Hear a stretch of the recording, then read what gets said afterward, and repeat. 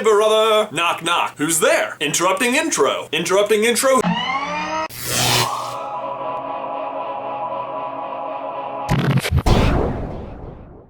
Silly intro. Always interrupting people. Ben, I loved your video yesterday, but I noticed you said you were going to talk about manly stuff and then failed to cover the manliest part about opening doors. Should have known you need help with the manly stuff, Ben. I mean, look at that haircut. God, what are you, in 7th grade? You talked about opening doors for people, Ben, but the manly part about opening doors is opening them for women. Plus, you only covered double doors. Dumbledore? No, double doors. And there's so many more things to talk about. So when should you open the door for a girl, Ben? When you're dating them, courting them, or just all women in general? I say always. Women should never have to open the door unless it's only women there. And even then, they should probably just wait for a guy to get there. Not because they can't do it, but because, as we all know, women are instinctively afraid of doors. Looking out for you, ladies. But it's not always as easy as you might think. Pull doors are easy. Open, they walk through, done. What if it's a push door? Are you supposed to shove it open really hard, wait for them to run through, catch it, and then go through yourself? Or should you push it all the way open, walk through, hold it open, wait for them to walk through, get ahead of you, and then let go of the door and continue on? What about revolving doors? Are you just supposed to let them go first? I guess that would make sense unless it's not a revolving door that's already revolving. Then do you need to go in ahead of them and actually do the pushing? I mean, this is all assuming there's only one girl. What if you're in a group? Obviously, if it's just you and a group of girls, what up, playa? You would be the one holding the door for all of them. But what if it's a mixed group? Lots of guys, lots of girls. In that situation, one guy would hold the door, everyone else would have to wait for all females to cross through it, and then the guys would go through. But here's where it gets tricky, Ben, because you don't want to be the first guy to go through. Why don't you want to be the first guy to go through? For the same reason you wouldn't ever want a guy to open the door for you if you're a male. Maybe this isn't true for everyone, but when a guy opens the door for me, I think he's thinking, haha, you're the girl in this situation. And the only reason I think they're thinking that is because when I open the door for someone, what I'm thinking is, haha, you're the girl in this situation. But that situation only applies if the two guys know each other. If you're just opening the door for a complete stranger, then the hierarchy of manliness does not apply. The hierarchy only applies if the two guys know each other, unless you're in a professional setting, in which case the less important of the two people opens the door for the more important person, which is odd because in the other situation you are opening the door to assert your manliness, and in this situation you're opening the door